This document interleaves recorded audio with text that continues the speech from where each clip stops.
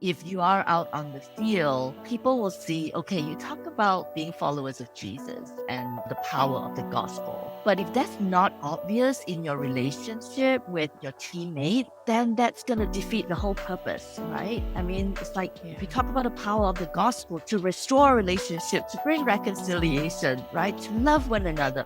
But if that's not obvious in our day-to-day relationship with one another, then there's no reason why anyone would want to be followers of Jesus, because I don't want to be like that, right?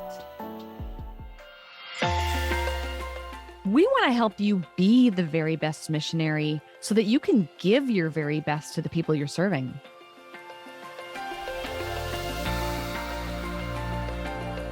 What makes this podcast unique is it's done by missionaries for missionaries.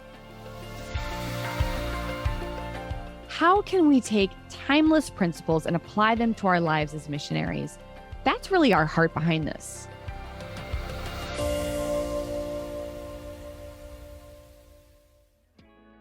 Welcome to this episode of the Modern Day Missionaries Podcast. Today, we're unpacking what it looks like to serve on teams with people from multiple cultures, otherwise known as cross-cultural teams. And we have with us cross-cultural expert I-Ching Thomas. I-Ching has been a communications consultant, a missionary in West Asia, and an apologist and director of training for an international apologetics ministry. She is currently the Associate International Director of Global Resourcing for Operation Mobilization and is the Co-Regional Director for Southeast Asia for Lausanne. I-Ching is also the author of Jesus, the Path to Human Flourishing. You know, I-Ching and I are on a missions cohort together, and I just have to say she is one of the most respected voices in that space. So I am thrilled for you to get to hear from her today. So with that, let's dive into today's conversation with I-Ching Thomas. Welcome, I-Ching. It's so good to have you with us today. Thank you. I'm so thrilled that I could join you this time. We are going to have a good conversation. I know because we've had many good conversations. So this is just a Yes, continuation I of think ones so. that we've had. Yes. And the topic that Excellent. we're digging into today, which I'm really looking forward to, is serving on cross-cultural teams. And I'm just thinking of our listeners now who are listening today. I'm wondering how many of all of you have served on a team with somebody from more than one culture? Because I know that wasn't traditionally, I think, how things began. You would find yourself with this group or, even Yeah, Americans, you'd kind of see people go overseas and they'd have what was called like the compound or the bubble, and those yeah. still exist. But more Mhm. and more, I am talking to people who are not only serving a different culture in a different culture, but serving with multiple cultures on their teams. Absolutely. And I'd love to hear your perspective. I mean, with OM and all of the rich experience that you have, I-Ching, what are you seeing? What have you experienced and what are you seeing in terms of cross-cultural teams? Yeah. Well, I mean, when it comes to cross-cultural teams, it's kind of like normal to me. It's business as usual. I mean, as a Malaysian, I grew up in a diverse context, culturally, ethnically, as well as religiously. So going into a cross-cultural team has never been weird for me. But of course, then I realized that's not the case for some people. In fact, it's not the case for a lot of people. And that's not just for the ones who come from the global north or from Western countries, even from majority world countries. Let's say if you are an African, you might be working among mostly Africans, typically, or grew up in a country that's more monocultural. And then when you enter into global missions and in today's world of global missions, which has changed a lot, as you said, then you realize, oh, this is not what I'm sort of used to. So yeah, to really answer your question, I think with regards to teams, what would mission teams look like in the future? I believe, and it's not just the future. I think the future is kind of here already. Um, Yeah. I think it will be very diverse and not just culturally and ethnically, but I think diverse in a sense where generationally as well, because you can see Gen X, Gen Millennial, Gen Z, and the Alpha generation is coming up already. So I think just diverse in terms of generations, languages, culture, um, skill set as well.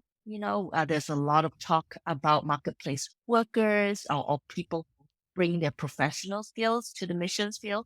So I think the diversity is going to be on so many different levels with regards to teams of, well, I would say today and the future going forward. Yeah. Which is really significant because you think about how missionaries prepared in the past, and some probably still prepare today. You learn the culture of the people you're going to serve. But what Hmm. happens if you do that and then you go overseas, but you've got other people from different countries on your team and you're like, "Well, I was not prepared for that." And I know in talking with people, and I mean statistics show it out that one of the primary reasons people leave the field is team dynamics, conflict on Hmm. teams that they can't resolve. So what good does it Yeah. do me if I'm prepared to serve people of another culture but cannot communicate well with the people on my team? So that can feel kind of overwhelming. I mean, if I'm a new missionary and I'm listening to this, I go, "Oh my gosh, how am I supposed to learn all of these different cultures?" Hmm. So I would ask you, being that you have such rich experience with this, what are some general things that people can do to learn generally how to interact with multiple people from different cultures? Hmm. Yeah, that's a great question. I remember my time in Turkey. We often joke about how it's easier to work among the people that we've gone to work with than to work with our own team, because often the challenges and the conflicts come from team relationships rather than our relationships with the people that we're trying to serve on the field. So I think it's great. Some of the things that we are already doing with regards to preparing ourselves to the missions field, like learning the language sometimes, as well as learning about the local culture. These are great things, and training that has a lot of content for our ministry. But like you said, what about um, what prepares us to work with our team members? And I think it's not rocket science. I think it's really what Scripture teaches us to how to love one another and treat one another. And so I would imagine, immediately I would think of humility. It's just going in, recognizing that, um, I did not come to to just serve. I'm also here to learn. You know, I think often as missionaries, we go in and we think, oh, we're here to serve, and of course we are there to serve. But at the same time, there's so much that we need to learn as well, and not just from the local people that we're serving, but from one another. So just this humility, and of course, coupled by just this willingness to step out of our comfort zone. Sometimes we are willing to step out of our comfort zone for the people that we serve on the ground that we're trying to reach, but we are not as open or willing to step out of our comfort zone for our colleagues, you know. Wow. Um, because there's this sense that, oh, they should be grace. You should be more gracious towards me, if I make a mistake. So, or I come in and believe that this is the way to how we do things, and this is the Christian way. But what is the Christian way, right? Because we all come from different cultures and we see things through different cultural lens and we value different things. And it's not wrong or bad, it's just different, you know? So this willingness to step out of our comfort zone, to listen and to be willing to submit to one another again, scriptural and biblical, submit to one another out of love for Christ and for each other.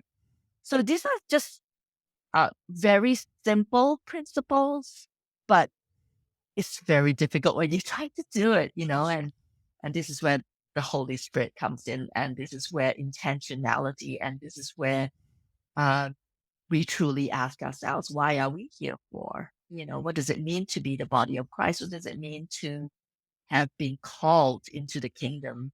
Because we need to recognize that as we work in teams, this is not just a work team, because members of our team is also members of our family of God, and this is eternal. So I suggest we start learning how to get along with each other and love one another um, from now on. So yeah. Okay, that's key because, like you said, it seems so obvious, but we go with these hearts sometimes to serve overseas. And we've got, Mhm, all that the humility and that I want to serve. And I mean, our hearts are just great towards the people we're serving. absolutely. But yeah, towards the people on our team, it can feel like, get it together. We need to get this job done. And so if we Mhm, can shift and ask God, I mean, what would it look like if we said, God, not only give me a heart for the people I'm serving, but give me a yeah, heart for the people on my team? That's mhm, really, again, it seems so obvious, but I think that's actually really insightful because I don't think that's what we think when we initially go overseas. I don't know that that's at the forefront of people's minds. We think about the cultures we're called to or the country mhm, we're called to, mhm, but what about the team that we're called yeah, to? You yeah, also, I love that you brought up really character over knowledge because sometimes it can feel like, well, if I just, what culture is my teammate from? Maybe that will help me. And not that that's not bad. It's great to learn and research. I love that. absolutely. But Yeah. if we put the emphasis on those character qualities that you talked about, humility, submission, forgiveness, Mhm, grace, all of those things, they'll take us a lot farther than mhm, simply knowledge alone. absolutely. That's really And good. and the other thing too is how people around us are always observing us, right? And Truth. if you are out on the field, people will see, okay, you talk about, being followers of Jesus and, the power of the gospel. Oh, but if that's not obvious in your relationship with your teammates, that then that's going to defeat the whole purpose, right? I mean, it's like if you Yeah. talk about the power of the gospel to restore relationship, to bring reconciliation, right? To love one another. But if that's not obvious in our day to day have a relationship with one another, then there's no reason why anyone would want to be, you know, followers of Jesus because I don't want to be like that, right? So yeah. Yeah. So I would say digging in a little bit more to, we talked about the character piece, which I think is critical, foundational. But then if we move into some of those actual communication pieces, when you are a part of a cross cultural team, what are some of those subtle cultural differences that people can be aware of? How can we attune ourselves to those a bit more? Wow. How much time do you have? Because I think And feel I free to think use it's any just examples that you've had too, right. because you've been a part of many cross cultural Yes. teams. Yeah. And of course, every team is different and every individual is different, right? On one hand, we don't want to generalize and stereotype, but on the other hand, there are some just general similarities, let's just say, with people from different cultures. So I would call myself someone from the majority world culture, and being ethnically Chinese and Malaysian, I would say, let's focus on communication, right? My way of communication is probably more indirect compared to someone who probably is from the West. For example, one of my colleagues, he's Dutch, y- and he would like if he has a question or if there's something that he's not sure about or he needs clarity, he'll just like we'll start a meeting and he'll immediately say, so I have a problem with this. I have a question about this. Why did you do this? That would not be my way of doing it. I would probably approach it from firstly, I'll ask you about how you're doing. I'll ask about your family, because cultures that are more, that communicate more indirectly, have would, I guess, value relationship more. Not that the others don't, right? But just the way we express how we value our relationships. We want to preserve the harmony. We want to cultivate our relationship because we believe that's the way to get things done, right? Whereas those from more direct communication believe that clarity and efficiency is very important in getting things done. So we have to be more task oriented, whereas those from indirect communication cultures would probably be much more um, relationship oriented. So again, it's not. it's not one or the other. It's really both, right? I mean, if we Mm. just value relationships and just preserve harmony, then things will not get done. There will not be clarity because we're always trying to sort of quote whatever, things we want to say. So, for example, in a conflict situation, there will be certain things that you need to bring it up and have clarity, right? And this is where someone who's from a more direct communication culture would bring strength into look what is the issue here, for example. Let's bring clarity. Of course, then someone uh, from more indirect communication, which want to preserve the harmony, would say, yes, let's talk about this, let's listen to each other, kind of thing. So I think both bring their strength and of course, both also have their weaknesses. Yeah, and as I'm listening to you, I'm thinking about how sometimes we assign character traits to the ways people communicate. Like for example, when I first went to Peru, and it's a event-oriented culture instead of a time-oriented Mm. culture. I felt like people were, rude because they were late to things. Sometimes I felt like there was, dishonesty because it was a saving face culture. So I'm like, Okay. people here are dishonest, people here are rude. I gave character Mhm, traits to cultural mhm, things, which was not really mhm, fair. I mean, for somebody, I'm listening to your example about someone, a Dutch person being very direct and just wanting clarity. To them, they're like, well, I'm being clear, I'm getting to the point. But for somebody from an indirect culture listing, they might say, well, you're rude and you don't mhm, value relationship. And so, if we all can just pause and think for a second, what would be an example of a time when I assigned a character trait, a negative character trait, to somebody who was simply communicating in a way that was normal in their culture. We brought yeah. up a couple there, and I love that you talked about that indirect versus direct. What might be some other contrasting forms of communication that you see between Mhm. cultures? Yeah, I think it's just the asking of questions. So, and this has got to do again with leadership as well as team. I give you an example of when I first started leading a team. There were a couple of Germans, one South African, and one from Latin America. And I remember as the leader, I felt like, again, I'm from the global South, majority world, and I lead based on what I believe good leadership would be, right? So we make decisions, and I make certain decisions. And before I know it, my German teammate was asking me, like, why did you do this? What's the point of this? And I felt really disrespected and offended. It's like, do you not trust me as your leader to make these decisions? Why are you asking me all these questions? Like, I made this decision based on all the fact finding I've done. I've talked to all of you. And this is what I feel the best thing to do. But she was asking wrong, and I felt really threatened. Like, why are you doing this? I felt really ambushed. But then it got to a point, and she said, "No, the reason why I asked you all these questions is because I care, and this is important. It's not personal. It's not that I don't trust you, but this is important. I feel this is important for us, and that's why I asked all these questions." And then I began to realize, oh, yeah, I immediately jumped into conclusion, and I realized that I too need to give benefit of a doubt to the other person. I need to step out of my comfort zone and ask, like, why are you asking these questions? And I think it boils down to it's not always about us, it's Yeah. not always about us.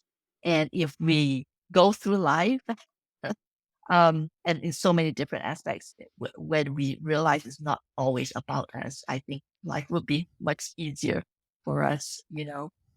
Yeah, well, and how great that you asked questions of her to kind of figure out where she was coming from.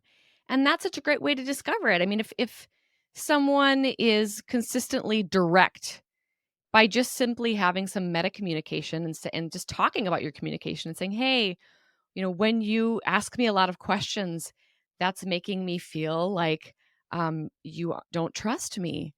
And Hmm. then, she has the opportunity to say, "Oh my gosh, I was trying to express engagement and interest and Yeah. care." And so if we can just have those Yeah. communication or have those conversations, man, there's so much we can discover.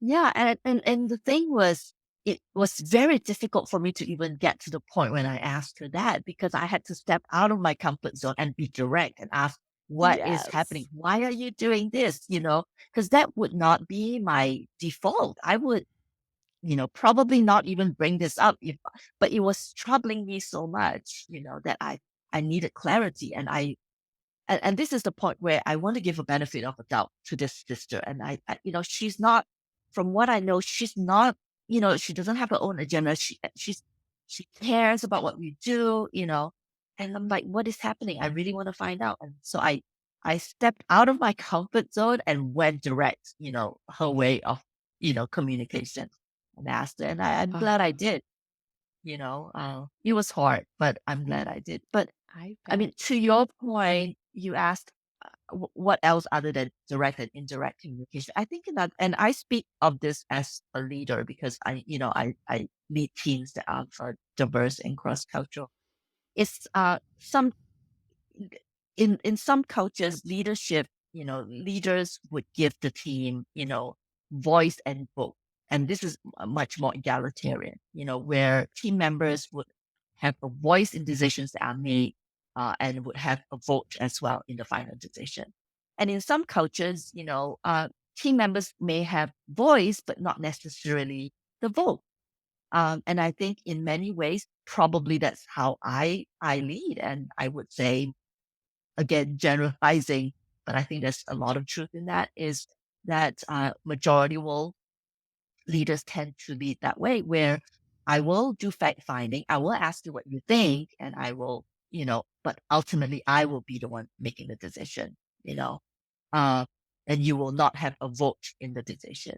So it's also understanding some of these leadership dynamics and the differences between the cultures that would be very important, because obviously you talk about teams, and often teams will have a leader.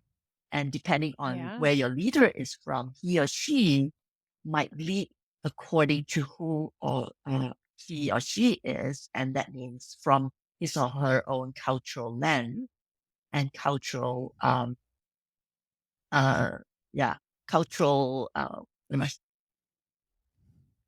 lead according to his or her cultural background. Yes.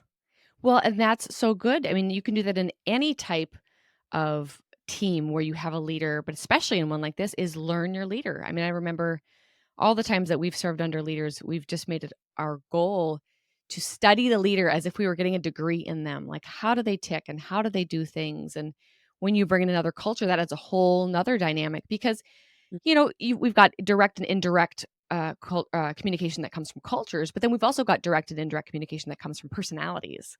I mean, you can Mhm. find an American in a direct culture Yeah, who's super hesitant to say things and is conflict absolutely. avoidant. And then you can find a direct person coming from an indirect culture. So it's this combination between culture, personality. But I love that you bring that up, is get to know your leader, find out how they tick, and it's Mhm. not so that you can change who you are, but you can make some adaptations. And it does help you know what questions to ask and what are the Mhm. best ways. And that's not to put all the onus on the team member. I've seen that happen before. No, leaders need to take Absolutely. leadership. They need to take authority, or not take authority. They need to take ownership and responsibility. Mhm. Same thing, to find out, how do my team members communicate. Yeah, If I'm a really direct leader and I've got a bunch of indirect people on my team, and I know that's the example we keep coming back to, but it's a really, I think, a practical one. If I'm just yeah, blasting my poor indirect team out with all of my super clarity, they might really feel like there is no relationship, and like, does okay. he or she even care about me? Mhm. So it goes both ways, but I'm glad that you brought in that leadership dimension. Okay, so we've got direct and indirect we've talked about. What would be some other ones? You brought in the leadership piece. We talked a little bit about Mhm. saving face. Maybe that would be another a good one. Yeah, or the other, I was thinking of high context and low context as well. Yeah. And that has got to do with our our intentionality in watching and understanding body language and nuances in communication. Because let me give you an example, right? In a high context culture, and most, I would say, a lot of majority world cultures are high context, and this is the case where very little needs to be said, but a lot is actually very little words are used to say a lot through body language. Just where a person sits, how a person looks at another person when it comes to making decisions. Um, these are all everything is contextual. It's not the words that are spoken that are communicated, but it's the body language. It's the it's the signals and the signs, and things like that. Whereas, of course, low context, cultures would be more direct because, I just say, and this is the context, this is what I'm trying to say, and I'll communicate it through words. Um, so this is related to the indirect communication and direct communication, but high context and the low Yeah. context.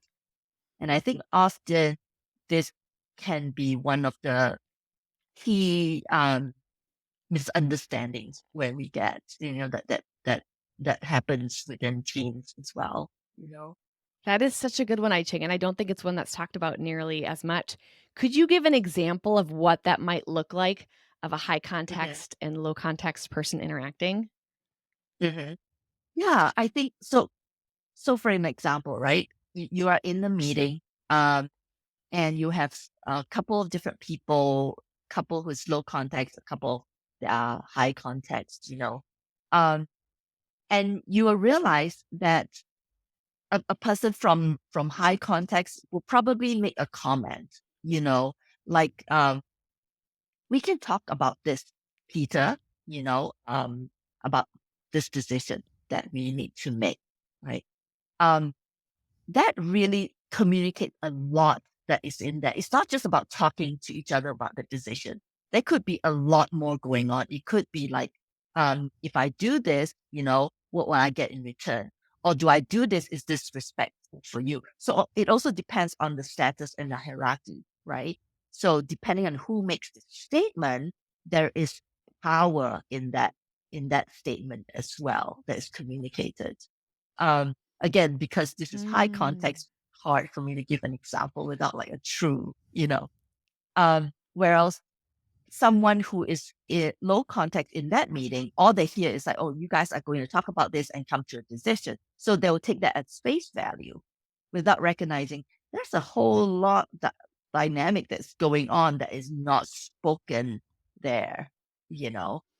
I thought Um, that was a great example. It almost makes me think of like sometimes, for people who are listening who are maybe in an American context, which we've got a lot, sometimes I'll watch those old BBC movies and you'll see mhm, these, kind of wealthy families all interacting and everything has meaning, like you said, like where they sit and how they stand and how they turn their shoulder and how they hold their fan. And mhm, to your point, it's not a lot that's said, but everything communicates something. But to somebody in a low yeah, context setting who is focusing on direct, it can sound like, "Oh my gosh, why are you reading into all that?" That's what we can hear from yes, a low context. "Why are you reading into all that stuff?" But somebody from a high context is like, "I'm not reading into it. This is literally what that type of thing communicates." And so my background is in communication. That's what I hold my first degree in. And that whole study of nonverbal communication mhm, is huge because the vast majority of the communication we do is nonverbal. But the key with cross cultural is that different nonverbal signals mean different things, like eye contact. In some cultures, mhm, in American context, eye contact is huge. It means that, like, I'm present. mm, It means that I'm with you. It means that I'm respecting you. But to stare somebody else in the eyes in a different cultural context is like rude. so rude. Yeah, So yeah, just because you know what it means absolutely. in your culture doesn't mean you know what it means in somebody else's. Mhm. Yeah, Oh, no, exactly. that was a great That example. Mm. yeah. Let's talk about trust for a second. So, Mhm, you mentioned trust earlier, and as we are trying to create trust with one another in teams, what are some ways that we can build trust when initially there's so much misunderstanding and confusion around communication? mhm. Yeah. Well, I think if we prepare ourselves going into a setting where you will be part of a cross-cultural team, if we go in with this posture of humility, openness to learning and listening, willingness to step out of our comfort zone for the other person, I think if we go in with that posture, I think we're already half of the battle is already won, right? Um, and of course, trust takes time, and I think again, I'm speaking of this from really from my cultural perspective, right? Some cultures would say, trust is earned. Some cultures say trust is bestowed on a person, right? Depending on your Mm. status, right? Um, so if you were just to ask me in general about building trust, I think it's just spending time building relationships. Ultimately, that's what it is. And it's biblical. If you look at scripture in the gospels, I mean, look at how Jesus builds trust with his disciples, right? Um, and look at how the disciples build trust with each other, you know. I think Yeah. time doing life together is another thing, again, back to what I said, we're not merely workers on the same team, we are part of an eternal family, you know. So yeah, that means like it or not, we have to suffer through each other, so to speak. But yeah, spending life doing things together, doing life. Uh, because it's not just about the work, right? Yeah. So Absolutely. I don't know whether this would be a good example, but I lead a team that currently I lead a team, and these are mid to high level leaders, directors, all very opinionated, strong characters, strong personalities, all from different cultures. There's six of us, and it's just interesting to see. And we've journeyed together now. I started meeting them 2 years ago, and I've just seen how we journey together as a team. Um, and it hasn't been easy, because everyone went into the team and just, again, like I said, everyone is so, they're all leaders in their own right, right? They're leading teams themselves. And everyone is an alpha leader. So coming together and with the cultural aspect in that as well. So it's been a joy to see how they've sort of grown and journeyed together. And some of the things that I did was just basically, let's learn about culture together. So we did a cultural intelligence test assessment together.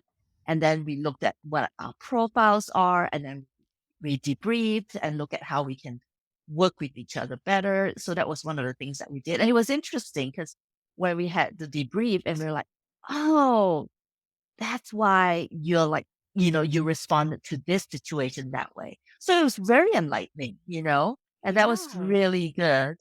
And then of course we build in activities, team building activities that have cultural elements. So recently we were meeting as a team for a week of meetings. And one of the evenings I say, let's cook together. So the place that we were meeting at had a kitchen. And so we say, come in mind, bringing a recipe that, with a cultural story that, maybe is a comfort food, come together and cook together. And as we cook together, we can talk about what is this you're cooking and what stories come with it. When you cook this, what comes to mind? Why are you doing this? And unfortunately, I had to miss that meeting because, of family emergency. But the feedback I got was it was fabulous. Everybody loved that part. They felt like, you know, i- they saw each other in a different light. And then after that, they ate together, eating together again, Mm. very biblical feasting, come to the table. And it was beautiful to see that, so this could be some activities that have to build team and along with it, build trust and build understanding. But ultimately, trust just takes time, and Yeah. wanting to build trust it has to be mutual, you know? Mm. Yeah. Yeah. Those are great suggestions. I love the meal one because it's so accessible. Anybody can do it. And I think back to, our time serving in Peru, and some of our favorite moments were gathered around the table. There's nothing like eating together. And the idea of everybody preparing something, what a cool Mhm. way to learn about each other's culture. And like you Right. said, choosing something that's associated with a story. You also mentioned Mhm. the cultural intelligence assessment. Is there a particular one that you would recommend for people who are listening who's it caught their ear? Yeah, so I got certified with the CQ Institute. So if you just Google CQ Institute, or I can send you the link, they do great work with regards to working with teams that are cross-cultural. They've been around for a long time, and they do a lot of work with corporations and nonprofit as well. So yeah, so I got certified through them, and a lot of the assessments that we use also are from them. So yeah, Well, that's great. So if somebody wanted to work through that with their team, do they need to contact somebody who's been trained in it to take their team through it, or is there just like an online yeah, test they can take? no, it's still preferably find someone who's certified because Okay. in order to use the material for assessment, you need to be certified. Um, and there That are a makes lot of sense. people who have been certified, and I think you can contact some of the people who are certified to do that on their website. Yeah, Okay. And is that or something that you contact. provide in your role? Yeah, I was going to say, is that something, can Um, people reach out to you? yeah, absolutely, absolutely. I'll be happy to do it Okay. because it's fun for me. Yeah. I wanted to ask before I put it out there because I know how full your plate is. You're traveling all the time. So, but yeah, if that's a resource people could reach out to you about, that's Yeah, awesome. absolutely. Because it sounds Yeah, really fun. I'm super glad that you mentioned it. yeah. So, okay, another question that came to mind as you were talking is, uh, we're wanting to honor the unique backgrounds and individual or the cultures that people bring in, but then there is Hmm. this whole team unity you need to have as well. How Hmm. are leaders able to honor people as individuals, personality, culture, generation, but then also bring people together and build a strong team culture? Hmm. What would be your I think, perspective as a leader? yeah, I think when people come together, again, back to if we start right, with that, bringing that posture of humility, the posture of willingness to learn and step outside of our comfort zone. I think as we approach team life that way, naturally a culture would be cultivated. I think. Uh, Okay. I've seen that happen. Because I guess team culture is not something that it is very organic, it happens. It just happens, right? Of course, we can be intentional about the kind of culture we want to cultivate. And I think, as followers of Jesus, we want to create a culture where we recognize that it's the Holy Spirit who binds us together and unites us, you know. Um, and another thing, I think that we do want to be intentional and uh, I feel like we don't do enough of is praying together. You know, I think Hmm. praying together brings something to our team culture and team life, you know, because I think praying together is not just about ticking the box that we have prayed, but it's being vulnerable before God together, you know. So yeah, what else? Okay, Yeah, even to I dig more into believe. the praying Yeah, together, I mean, yeah, I'm yeah. thinking people have all different ways of praying. So even that could be fascinating. I mean, Hmm. again, different denominations, personalities, cultures. I mean, what would that even look like to bring a whole bunch of different people from all over together to pray in the same space and to see what that Yeah, looked like? It'd be really eye-opening and fascinating, yeah, enriching. absolutely. Yeah, absolutely. It's just beautiful. And one of the things that I remember we used to do when I was in Turkey, I was part of a team. I wasn't leading a team then. Was that everyone sort of got the opportunity to lead the prayer meeting according to how you want to lead it, so Oh, and there cool. was also intentionality and say you don't have to pray just in English. You can pray in your mother tongue, you know. And that just, opens up this, this new dimension to prayer, to a prayer meeting, because I think in many contexts, English is the team language, and and by default you pray in English. But if you give the freedom to, to those whose language, first language is mother tongue is not English, just to pray in their native language, it's just beautiful, and it's just completely different. I was in Lausanne recently, and I was part of a table where most on the table spoke English, not all first language, but still spoke English quite fluently, except for one brother. And I realized every time when we prayed together, he wouldn't pray, and or when he did, he very short prayer, kind of thing. And so I suggested, I say, hey, brother, why don't you pray in this language? I didn't even say pray in our own native language, because sometimes there's a shame honor culture. We don't want to, it's shame that I cannot speak English, that kind of thing. So I Yeah. specifically asked this brother, I say, can you please pray for us for this in your language, and he prayed, and it was just completely different. He was just praying fervently. And of course, because I understood that language too, I knew what he was praying. And I'm like, oh my gosh, it's so it's almost like you're unleashing this, this freedom for this Yeah. person to pray, So intentionality and paying attention to these things. And and this is a point that I should have brought up earlier, but I forgot, is when a cross-cultural team work together and when they have meetings, is also giving those um, who perhaps take a little longer or may not feel like they want to speak up by asking them. You know, there are some cultures where they wouldn't speak up because they are afraid. The shame honor cultures, they're afraid the ideas or what they say doesn't make sense, or they don't feel like they can articulate it in English. So one of the things that we do is we specifically ask, what do you think, John, of this, So because often those who speak English really well, or the extroverts would be hogging the conversation, right? Yeah.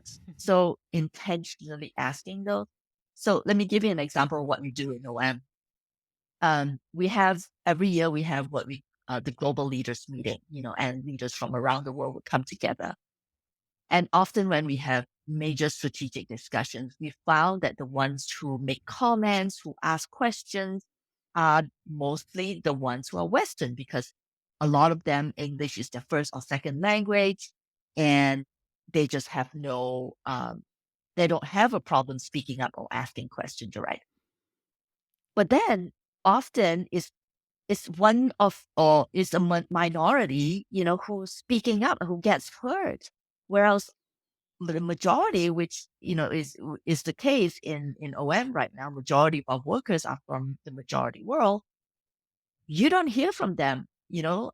So what we did was we used technology. We used Slido as and there are many different software out there where we ask them, ask your questions through this app instead, you know, and it just completely changed things. And it was just Wow. so much more equitable, in terms of getting voices into the conversation and discussion.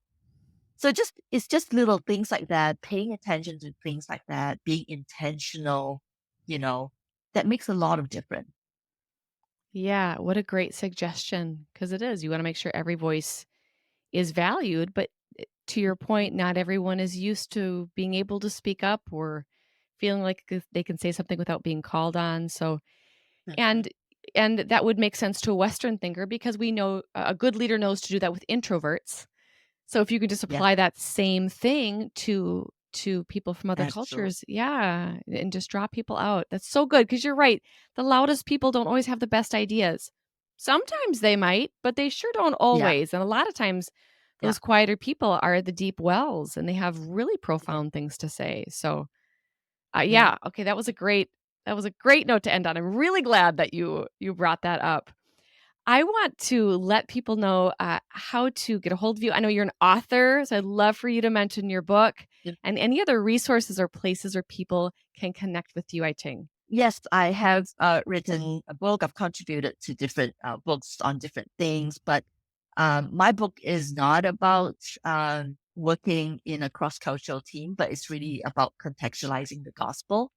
Growing up as ethnic Chinese Malaysian, there was this perception that Christianity is a Western religion, and therefore it's not for us.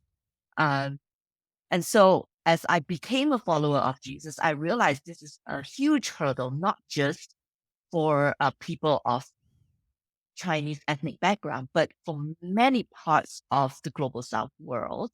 That's the perception of of the gospel and the Christian faith. So, looking into my own life, looking into my own background and culture, I decided to um, look at what are some of the similarities, what are some of the similar values that we share, between the biblical faith and my cultural background. What are some of the things that we value that the gospel speaks into? So this book is about that. It's Jesus, the Path to Human Flourishing, the Gospel for the Cultural Chinese. And you can find this on Amazon. Uh, so, Yes, we'll just share all those resources and ways for people to get a hold of you in the show notes. Thank you so much for taking time to be with us today. I know how much you travel and how much you do. It was wonderful. So, I'm excited for our missionaries to get to listen in and hear all that you had to say. So, thank you so much thank for coming you. on today, I Ching.